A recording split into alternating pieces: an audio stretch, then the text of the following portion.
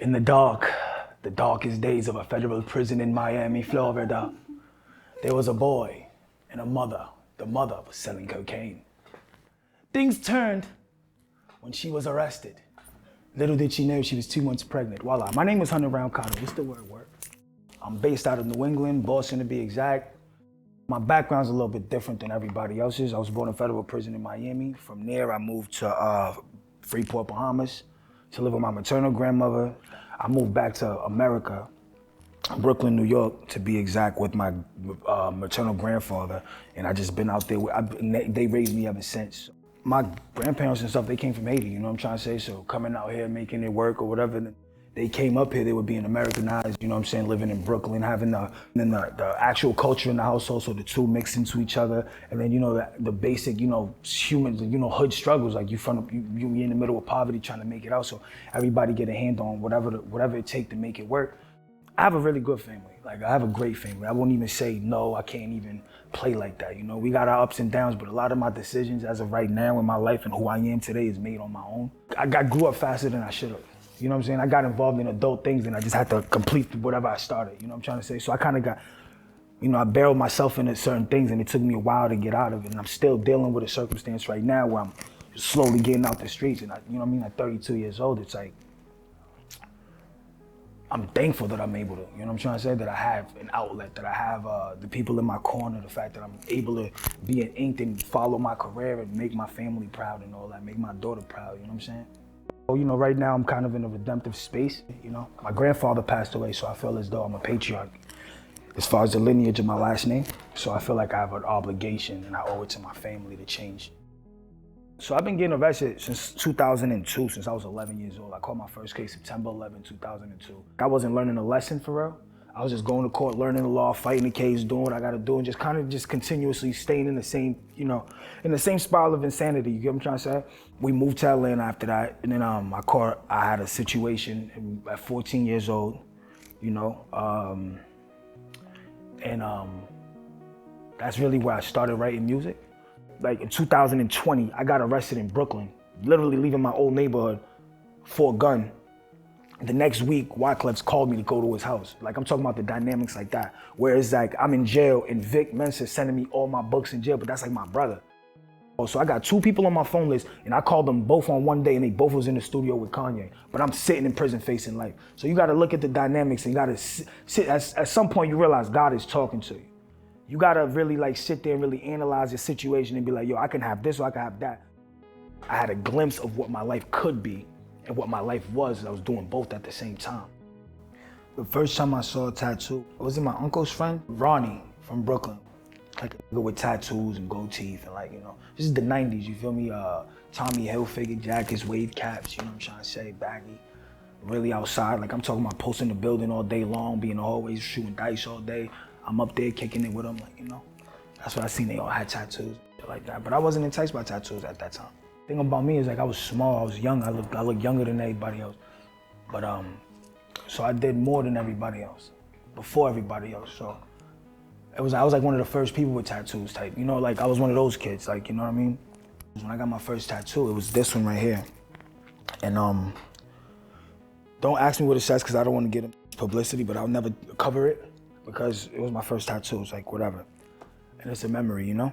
A lot of us go to prison or jail or come back like wet, you know what I'm saying? And you got nothing but time to do that. So like you know how it goes when you get a tattoo and your man just like, yo, I'm about to, what? You would've got that? All right, chat. I'm about to go get, all right, cool. It was so funny because like we was in jail and like people were like we would draw like stencils and like to go in each other's cells and like steal a tattoo and get it before the other, because we're like, I'll be like, yo, this is crazy. But like, it was like, it's fun though, you know what I mean? Like just to watch it, to be like, oh, that's dope. That's one thing I see that like, you know, like don't like really never hate on like that. When they see a good tattoo, they always compliment it. You'll always get a compliment. You don't gotta know nobody. Oh my God, that's beautiful. You know what I'm saying? So I think it's dope. There was a point where I stopped because I realized like a lot of the that I was putting on my body was like kind of negative. Like gangbanging tattoos and all of that other shit. I covered my face. I put faith while I was incarcerated. It's the first time I got a jail tattoo. And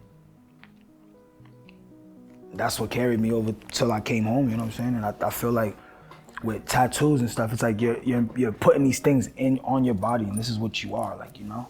You exactly what you're putting on your body and stuff like that. So if you got 4,500 killing, you get back for a body or something like that, and they take a picture of you on the news with your face covered in tattoos with all that on it, it's easy to be labeled and like that. Like, I got tattoos on my face, but all my face tattoos is like my daughter. You know what I mean? Like, this is my daughter, and the reason my face is tattooed and the reason I did it was because my daughter looks just like me. So, like, that's like my twin. So I did it like, you can have my face, I'll just do this instead, you know? This one right here, the roses, her birthday, her spiritual number on the side of my eye. I fell in love when she was here. That's my baby, you know, my pride and my joy, you know, she's 8. You can't beat that, I feel like, you know? My grandparents' birthdays on my eyelids, that signifies them making sure that they're watching me, that I'm doing the right thing, you know what I'm saying? I got the Haitian flag on my neck with Upbringing on the other side. I'm a Haitian man, I'm very proud. Zopound, if you know, you know, things like that. And just like I said, one day at a time, every day, one day at a time. So Upbringing is like the saying they go by because that's how they won, you know what I'm saying? It means cut off heads, burn down houses. Because like when they came over there to invade it, they went crazy. So they went and did the same thing. They cut off heads, they burnt down houses and got their land back. So, you know, Haitians, we're really proud. You know what I'm trying to say? So I stand on that. Yo, so ironically, when I got my head tattooed, I didn't flinch. I really liked it. So I got the other side done.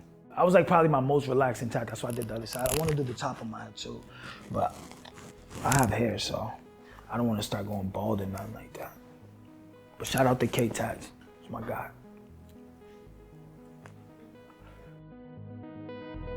I got the jungles on my head, which represents, you know, the jungles.